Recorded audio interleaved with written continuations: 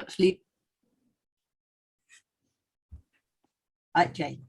Right, okay, so now we're in the webinar proper, so I'll welcome you again properly.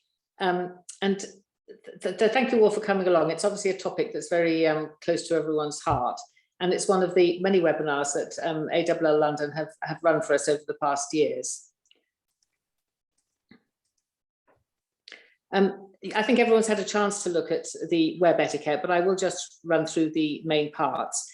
The purpose of this webinar is to describe what the Ofsted MFL curriculum research is saying to us, and to get you, please, to put your suggestions and questions in the chat, so that when we have our follow-up webinars, and there'll be one for primary and one for secondary, we shall have some indication of what people would like to look at. And these webinars will be for AWL members only. And I would urge you, if you're not an AWL member already, do join us. And we have a special offer tonight. The code will come up later, which you can save 10% on joining. All these webinars are done by volunteers, and they're not quick to do. And we're very grateful, particularly to Helen and David in this one, for everything that goes into it. And we do value your support. We want to make sure that what the wider language community is informed, but we would like to feel that you do value them enough to actually come along and join us. So please, if you haven't joined already, think about it tonight.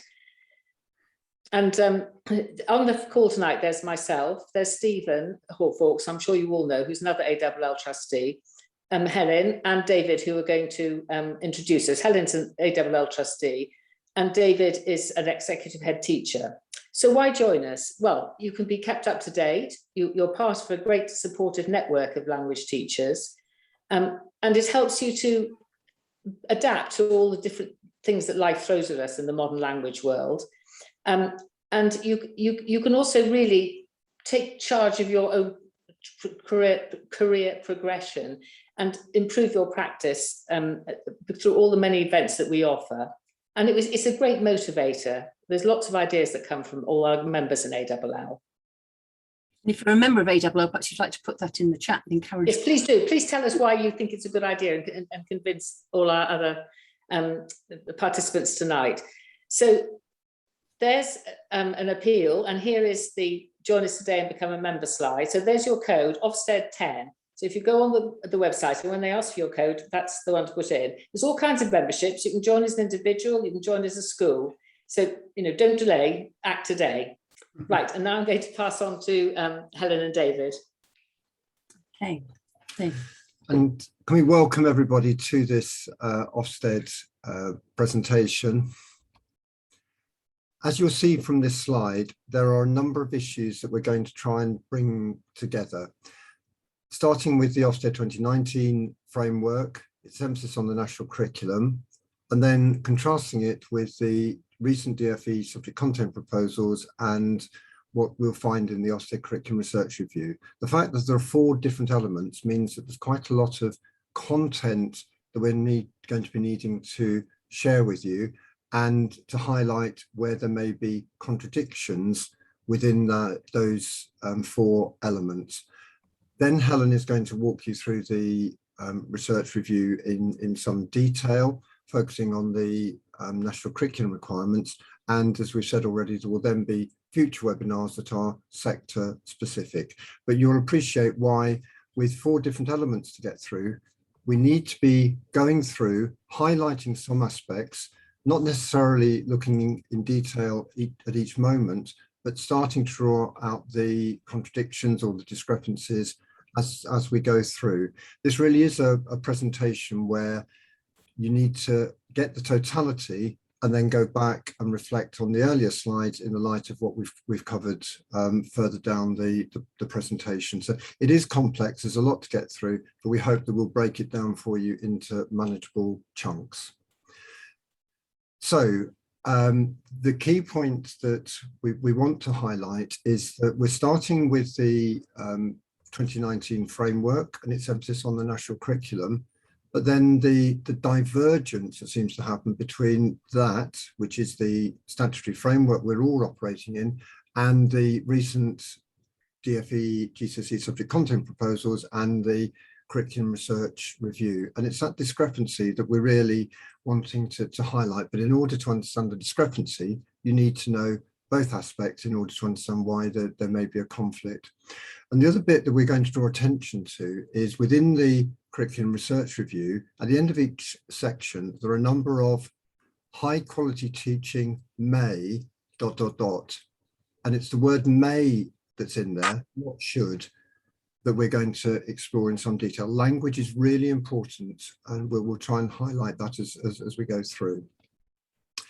So what about the overarching Ofsted context, which applies to all subjects?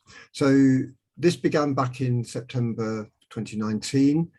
It introduced the concept of a deep dive into a few subjects within the inspection as part of the overall aspects.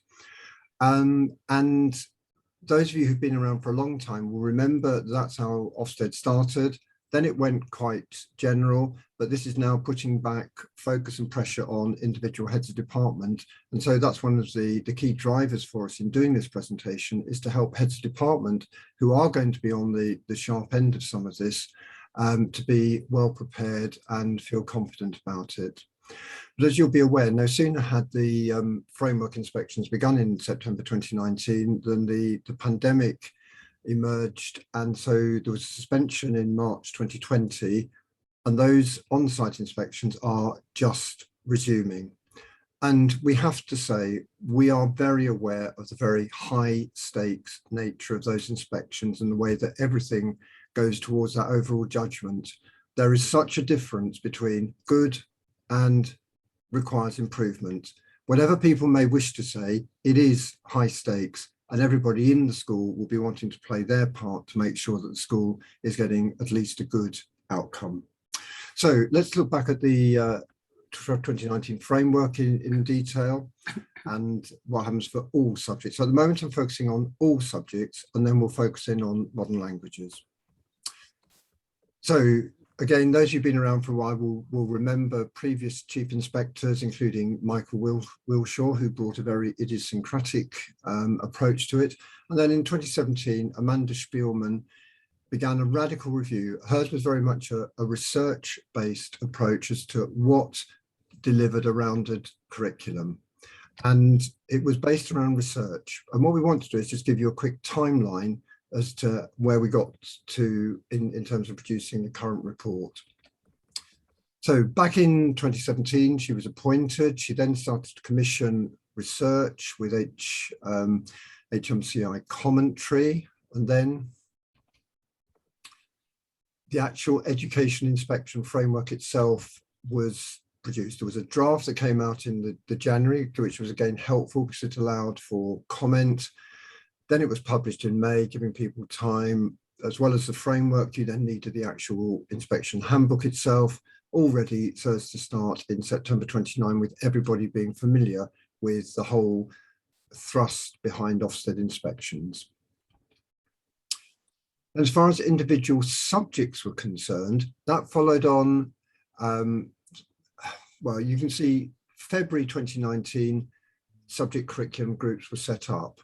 This was somewhat of a controversial move because there was no formal recruitment process. These people would just appeared, and there's a little screenshot there of Sean Harford's attempt to try and justify that approach, but that actually has had its consequences that we'll explore at a later stage. And then as it got through to April 2021, the research reviews started to be published. And again, we've done some screenshots for you there. As we've said, the 2019 framework, EIF, drew on this extensive programme of research.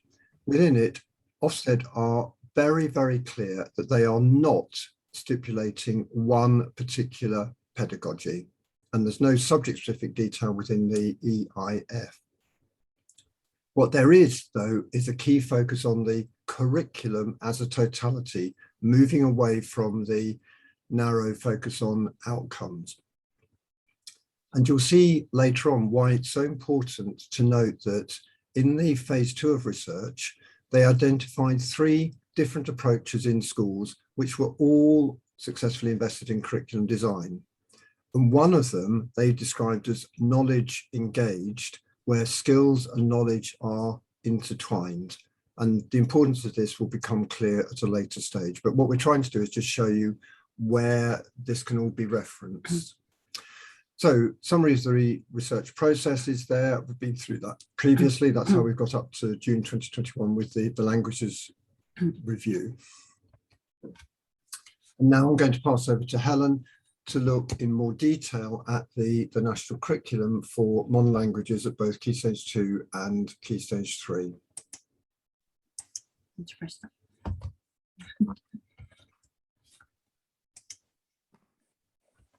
Okay. So an example is that in paragraph 200, spell that properly perhaps, sorry about that, of the Inspector's Handbook, it is vital that we know exactly what the national curriculum is for Key Stage 2 and for Key Stage 3. That's what we're going to be focused on.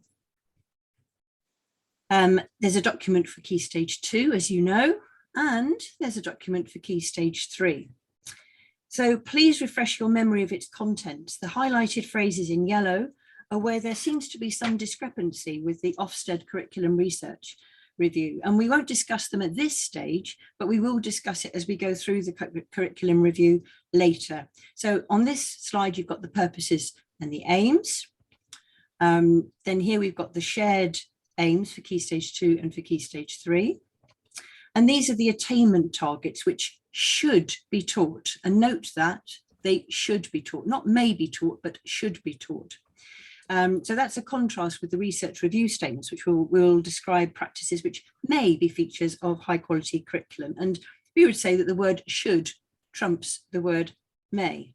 The highlighted phrases there in turquoise highlight the progression which is expected from Key Stage 2 to Key Stage 3. The asterisk is because you don't need that for ancient languages. So this one says what we should do for grammar. And the next one, that's what we should be doing for vocabulary. Next one, that's what we should be doing for listening. The next one should be for, I'm sure you know these all off by heart, by the way, should be for speaking.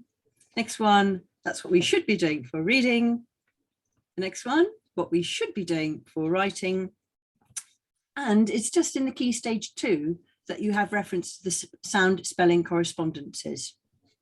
So here's the summary of what I've just sped through, where really currently the focus is on communication and the 4 skills, holistic skills supported by grammar and vocabulary. May I just interrupt to emphasise that this presentation is going to be available straight after the, the slides are going to be available after the presentation, and we are needing to go through it quite quickly because there's an enormous amount of content. What we're doing in this presentation is picking out the key aspects so that then you've got a chance to go back through the presentations in your own time and at your own pace. So. And so this is where I take over as far as the where things become more complex, I think it is, because up till now we've had the general Ofsted proposals and then we've had the national curriculum ones for modern languages, all of which people are familiar with. Where the situation becomes more complex is around the recent DFE, GCSE subject content proposals. And modern languages has been singled out here. This is the only subject where there are revised subject content proposals. All other subjects are keeping the ones that were introduced only a couple of years ago. Also, there is the idea of drawing somewhat selectively on the Teaching Schools Council MFL Pedagogy review. And so as a result of this, back in the summer, ALL joined with many other organisations in strongly challenging this reduction of the subject content and the exclusion of integral aspects of language learning.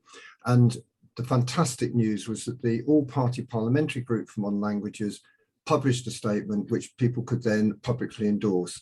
And there was an amazing response, which will come up in a moment. I'm sorry. We're so amazed. There's a fundamental change to the nature of language learning, so which would reduce the subject content and exclude integral aspects. That's the statement. It's in the public domain, and those were the particular concerns that we raised, that it was based on untested conflicting evidence, lack of comparisons, the risk to standards, the implications for around an international dimension and real life application, and also saying this is a very risky time to be doing such fundamental untested change. And that's what I thought was about to come up, was showing you the link to the APBG, and down in the bottom right, you can see that such a wide spread of organisations, both all the language-based ones and the major associations of head teachers, independent sector, state sector, etc. There's an enormous breadth of opposition to these responses. The DfE have recognised that and have said that they will respond early in the academic year, so imminently. To what extent they will change, we just need to wait, but they can be in no doubt about the breadth of the opposition and how clearly expressed it's been. This is you still. So let's look at the curriculum research review and modern languages in particular. So there were 7 subjects published this summer. We've listed the members of the group involved. I've referred to that appointment process. Now, what we're going to do is, where there's a degree of our views being expressed or commentary, that's in green italic, so that you're crystal clear as to what's being put into public documents and what is our commentary. And so what we're wanting to highlight at this stage is the selective nature of picking the research in the same way that the DfE subject content did. And then these have been included in the high quality teaching learning may include. And perhaps inevitably, we know from Twitter and people who started to get online inspections in the summer, that human nature being human nature, some Ofsted inspectors are taking may as should, and are actually challenging departments who've kept with a long-standing approach based on the national curriculum. And the implication from the Ofsted inspectors is, well, why aren't you doing these may statements? Well, the blunt answer is they are may, not should, and you need to get your narrative there, and that's what this is all going to be supporting. But in order to get your narrative together, you've actually got to have a strong knowledge base in order to be able to play back to the inspectors actually what's already in the 2019 framework and in the national curriculum. So it's not your opinion, you're just playing back other documents that they should be referring to. Remember that Helen said that the national curriculum says you should be doing things.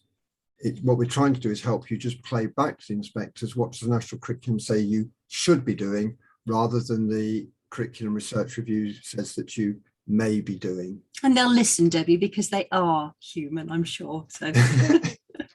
And we're hoping to still you up. And I'll pass over to Helen now to go through the review in some detail. And again, there'll be a lot of slides. They will be going past reasonably quickly. Please bear with us because we wanted to make sure that we get through this presentation within an hour, and then that gives you a chance to go through at your own pace. Over to Helen. Thank you. So I'm going to take you for well, it says a walk there. It's actually going to be a sprint through the review. I've got slides to illustrate each point, but from the outset, well, actually, David, you've just said there, we're not going to be reading it aloud. It's going quite quickly, but you'll be able to see it later on. And in particular, we'll be drawing attention to any conflicts between those may statements and the national curriculum should statements, and also perhaps some other perspectives. So do remember there are going to be follow-up webinars for us to discuss and interact a little bit more on this. Okay. I don't know why that doesn't work. Sorry, we're trying. Oh, but not, all right, okay. So, but we've gone backwards, I think now, have we? No, we haven't. No. I'm sorry, can I just, right, so, yes, we have gone backwards. It's not showing what I wanted to show, is it? Why is that not showing over there? I'm really sorry about everybody. I'm just going to, yes, I'm going to stop it. I'm going to start again from current slide.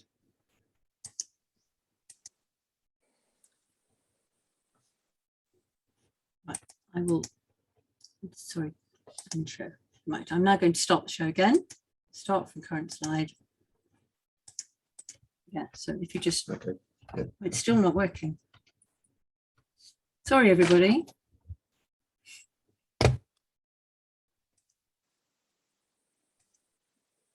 We're not seeing the changing slides, are you? So let's do this.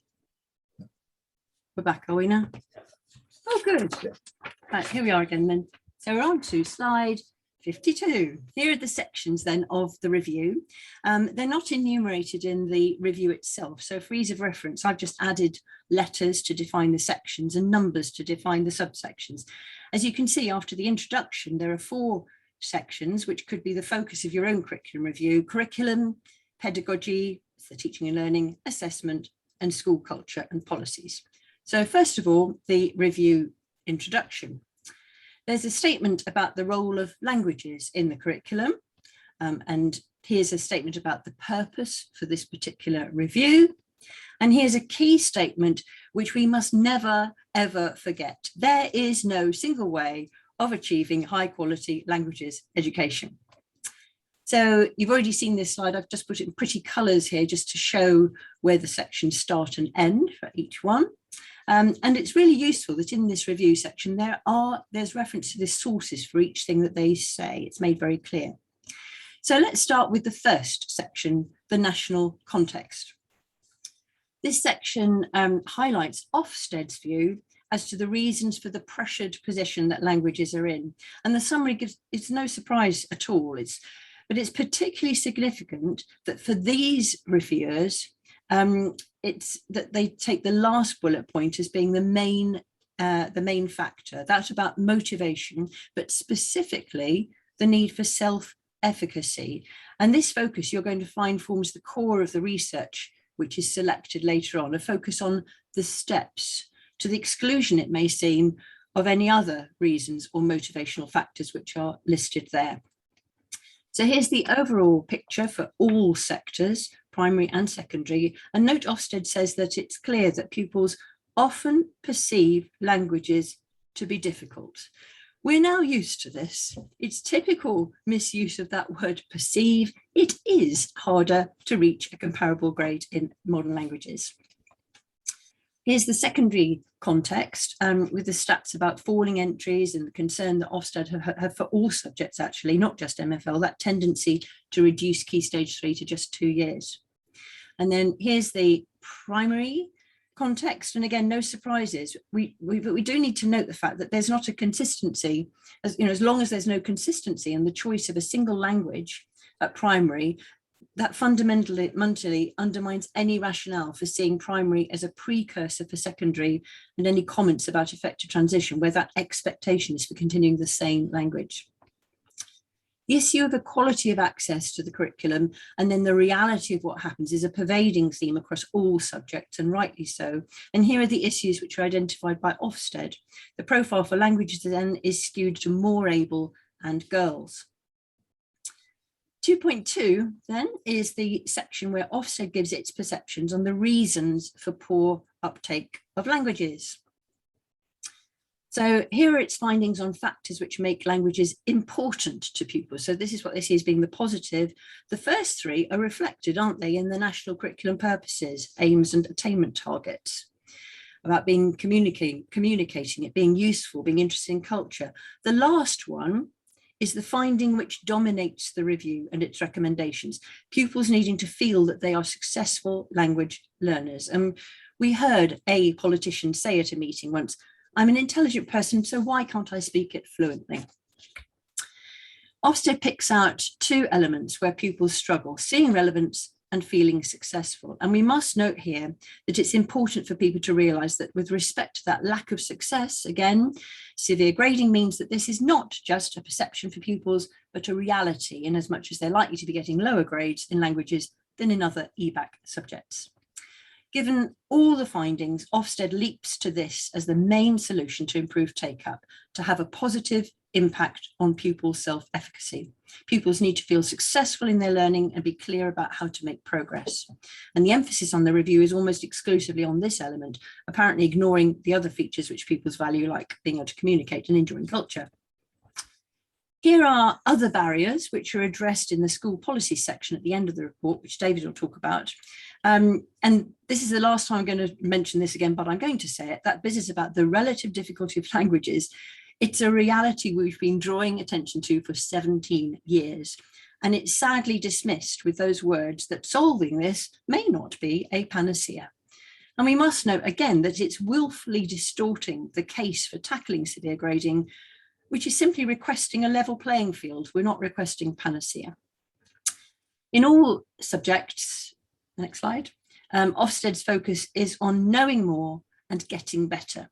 So this section is critical as it will indicate what perceptions Ofsted inspectors will have when they talk to you or come into your lessons. And this is the slide for now. Here's a summary of what follows. The key belief is that pupils start as novices. They need to master the pillars of phonics, vocabulary, and grammar before they bring them together to perform skills and discover culture. The implicit assumption here is that you can only do communication and culture at the end of the journey. And this is a point of view which is strongly contested by many other researchers, and I know a lot of teachers. The national curriculum includes communication skills, culture from the beginning of the journey. The guiding principles are based on research findings in line with the EIF on how we learn, and especially cognitive science, and the principles reflecting those that apply to all subjects.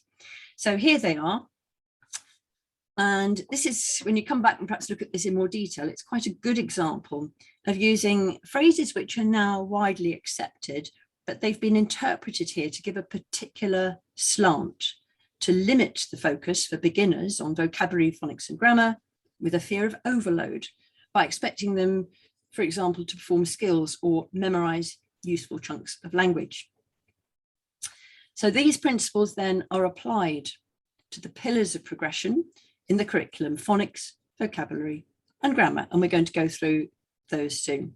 This really is a key section to read very carefully so that you can use the technical vocabulary, the meta vocabulary when explaining your approach, whether or not it matches Ofqual's conclusions.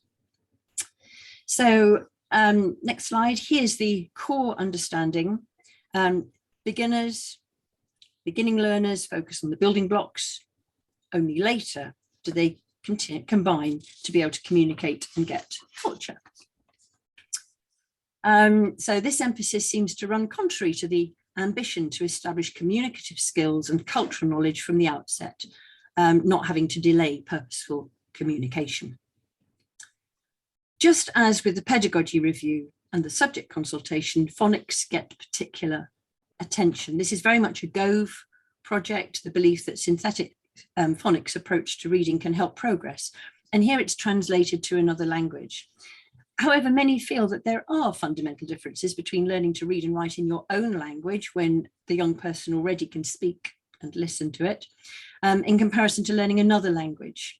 In addition, when the rules are very different between your own and the one you're learning, it can positively confuse the process, such as with English and French.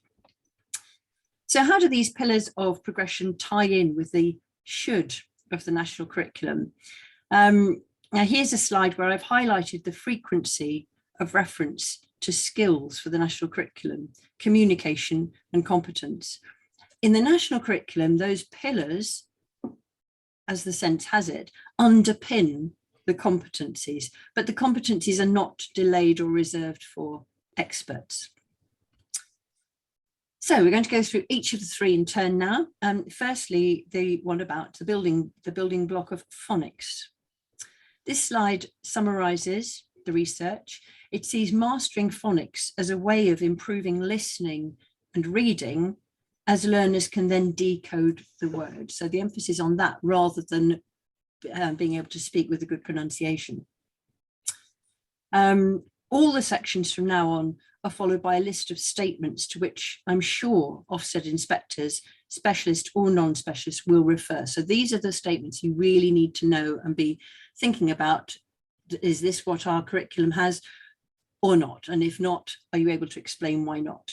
So here we are for the phonics, based on the above, in this case, the phonics section. High quality languages education may have the following features. I would warn you that in particular for the phonics, these statements seem to put a straitjacket on how you introduce words.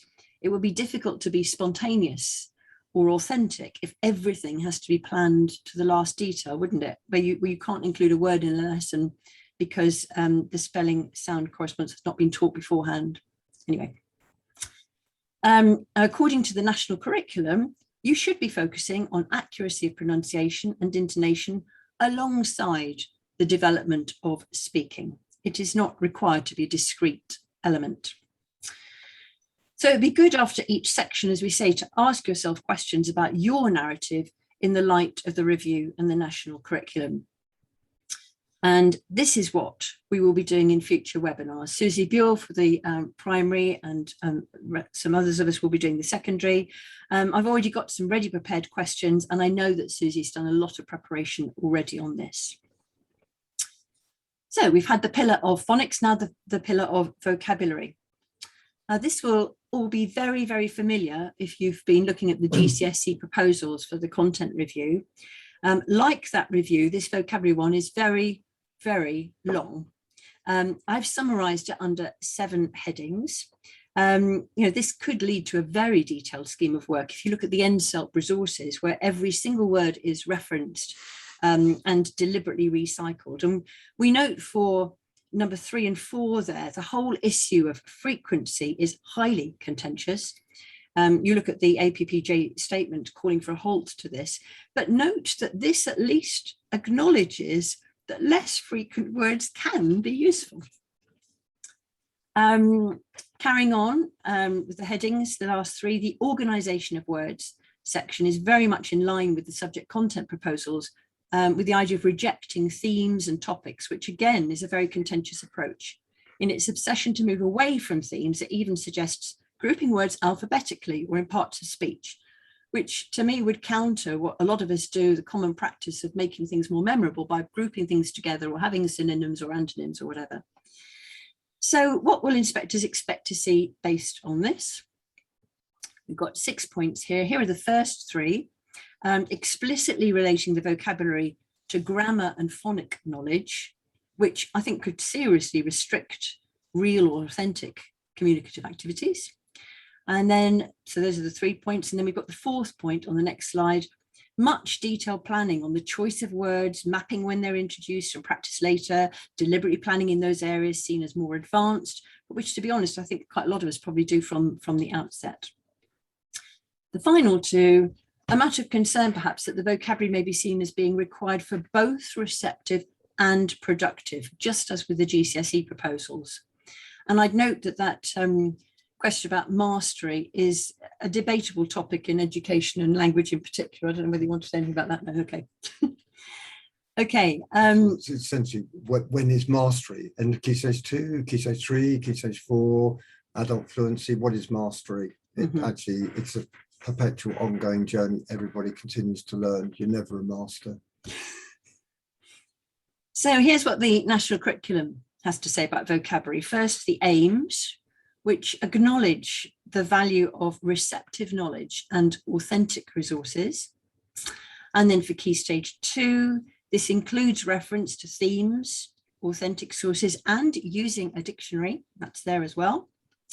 Key Stage 3 also refers to original sources and varying purposes for understanding vocabulary. So not just understanding the words, but because you want to carry out a function of understanding the purpose, understanding an idea, understanding details, not just limited to being able to produce all words accurately. And to the 3rd pillar of grammar. I've grouped the Ofsted points into 6 headlines for this section to highlight their interpretation of the research. Now, this doesn't seem to be too controversial, apart from perhaps the 2nd point, because this implies that pupils should not be exposed to language where they have not been taught the grammar. And yet, for those of us who try to use target language for instructions for children being asked to, you know, can I take off my jacket or whatever. We're quite used to doing that. So I think that's the particular one that people may not agree with. 3 further points. The reference to verb lexicon again reflects the GCSE subject content proposals, where the awarding bodies are being told to balance the vocabulary by category, presumably because they feel that the number of verbs required was limited as opposed to useful nouns. So what does the national curriculum expect? Well, the aim is to have grammar, yes, but grammar integrated and not discrete. This is the same for the Key Stage 2 attainment targets. Communicate ideas, facts and feelings in speech and writing, focus on familiar and routine matters using their knowledge of phonology, grammatical strategies, structures and vocabulary. So grammar again at the service of understanding and communicating.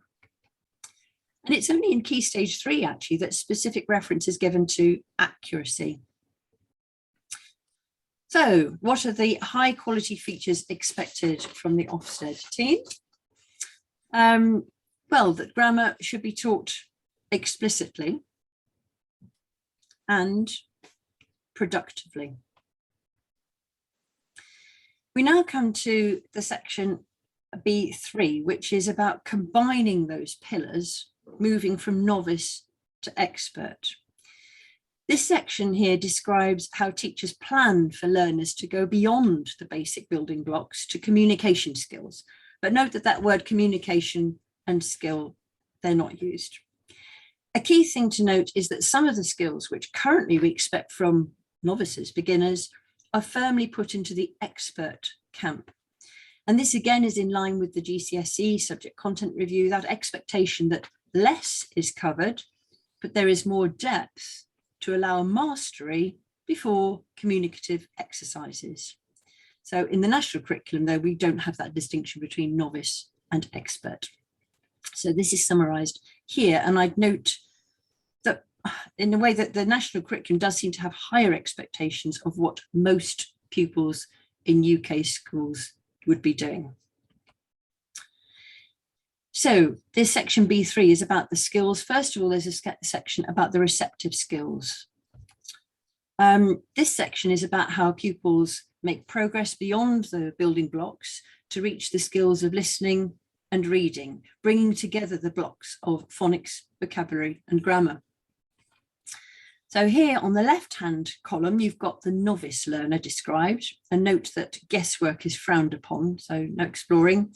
And the right-hand column describes the expert. So the skills are left until later.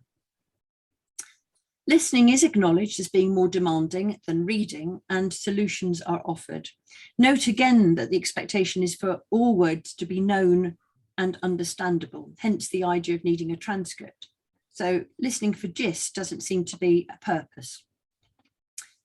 As already mentioned, the review seems to reduce expectation of the ability of the novice to comprehend at early stage, automise, cope with length, context deduction, unfamiliar phrases and culture.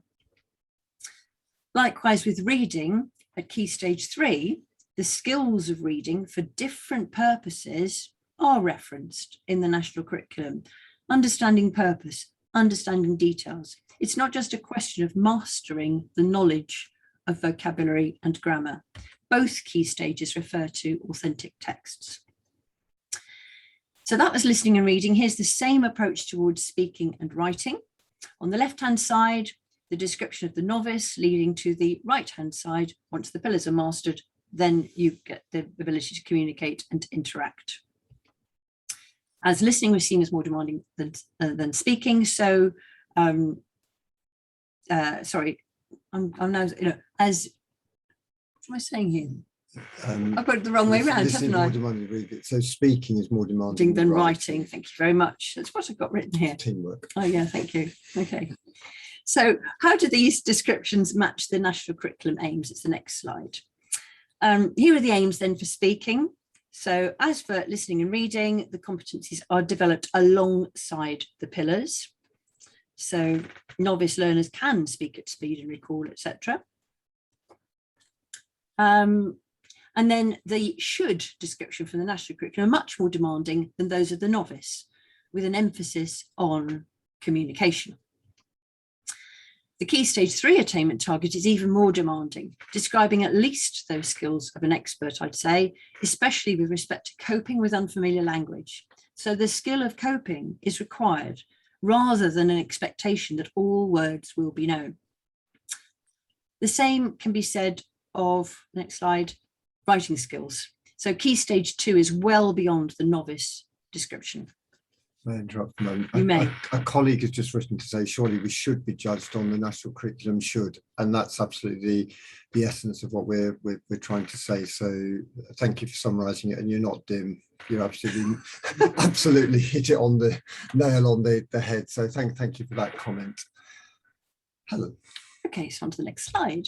So let's look at the Ofsted inspector list of what they expect to see according to the review. A familiar theme by now, mastery of the basics is expected before attempting communication. There's a primacy of understanding discrete elements of phonics, vocabulary and grammar before being brought together. Okay, the next section then is pedagogy. Now, the national curriculum doesn't promote any particular style of pedagogy. However, the purpose, aims and attainment targets may imply certain activities in the classroom. Is that not the case? So the summary section outlines the research on learning and in particular cognitive science of relevance to language teaching pedagogy. And there are the 4 headings: intentional and incidental learning, target language in the classroom, authentic text, error correction. So let's go on to the first of those, intentional versus incidental learning. And they say it's a hot topic, and it is a hot topic. Interpretation here is important, isn't it? So, for example, I would say the communicative language teaching often allows pupils to deduce, work things out in the first instance before the teacher checks and then is explicit. That can all happen, can't it, within about 20 minutes. I wonder whether that approach would be defined as being incidental or intentional.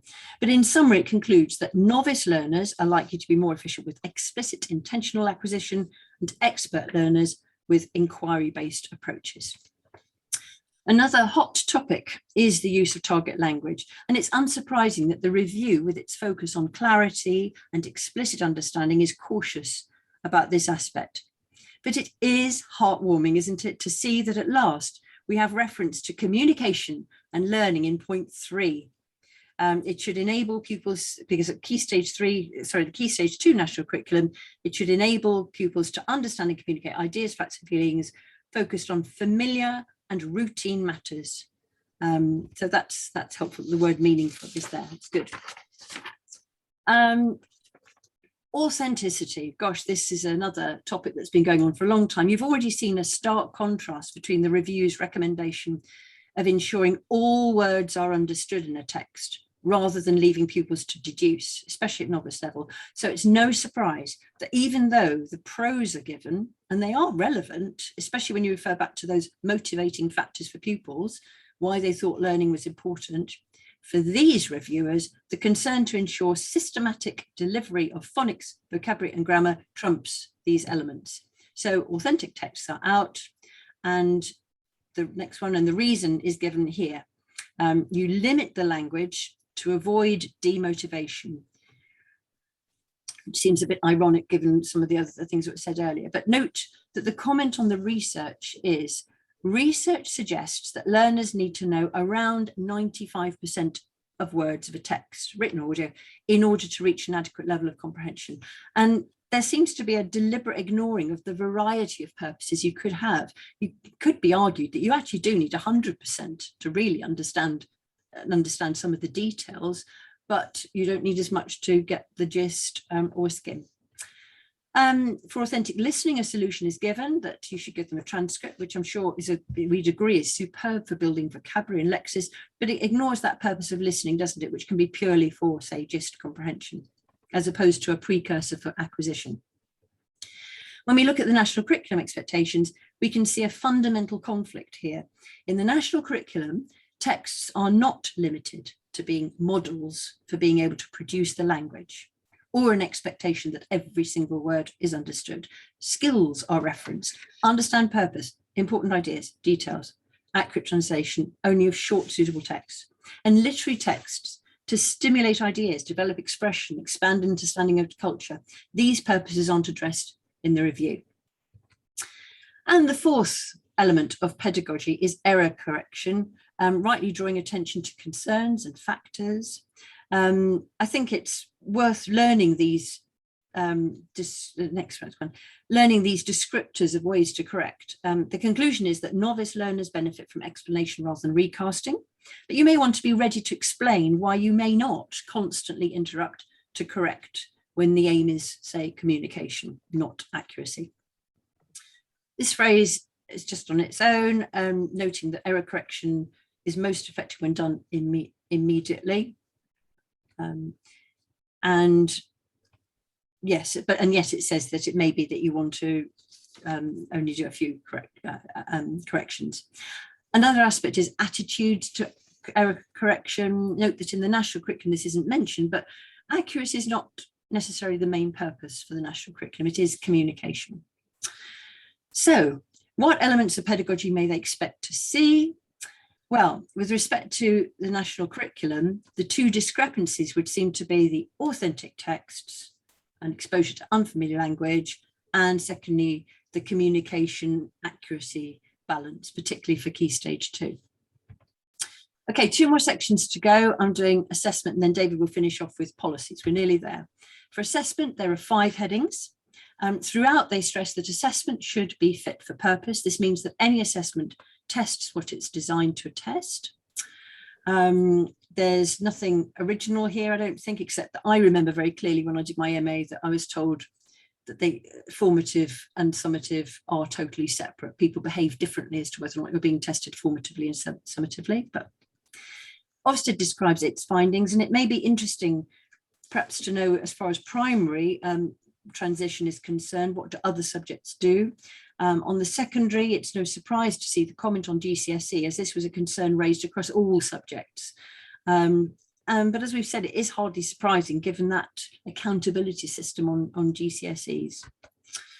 In line with the focus on mastery, on building blocks, you would expect to see this recommendation of having discrete, what they call achievement tests. So you get used to this, achievement versus proficiency tests. So achievement tests for the discrete elements, and then proficiency tests for the integrated, i.e. the skills elements.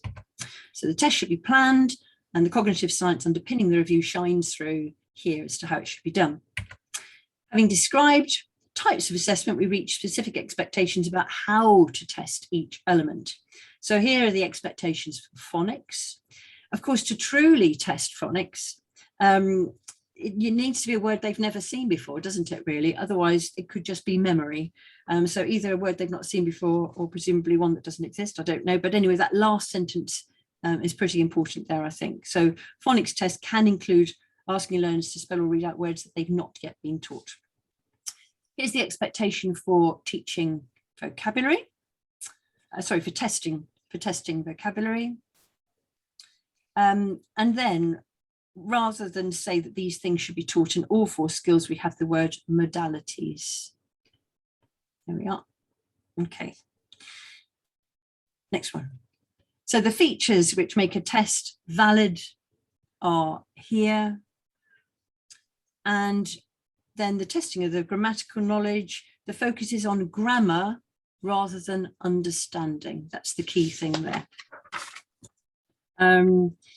So learners are only expected to be tested on the skills, on proficiency, as they move from novice to expert. And this slide gives instances where proficiency tests, so skills, understanding, communication, are used rather than achievement ones where you'd know the discrete elements. And so we get on to what will the inspector expect to see for high quality languages, and there's the list there. And now I'm going to go over to David for the last section. Lovely, and we're on to the last 15 slides. The key aspect of this is the way that policies and language subject inspections can affect the situation. We all know that the views of school leaders are important, And that's something for individual schools to pick up. And there's a whole separate conversation around the place of feedback, whether languages should be there, how you're encouraging it, etc. Primary school focus, it's highlighting some of the variabilities, which probably actually would apply to secondaries as well. Again, they talk about the unconscious bias, major focus on English, maths, etc. So that's something for primary schools to pick up and know that will be covered in the primary specific webinar to follow. This key issue at transition is just a reality that whilst primary schools can teach different languages, there's going to be challenges at transition.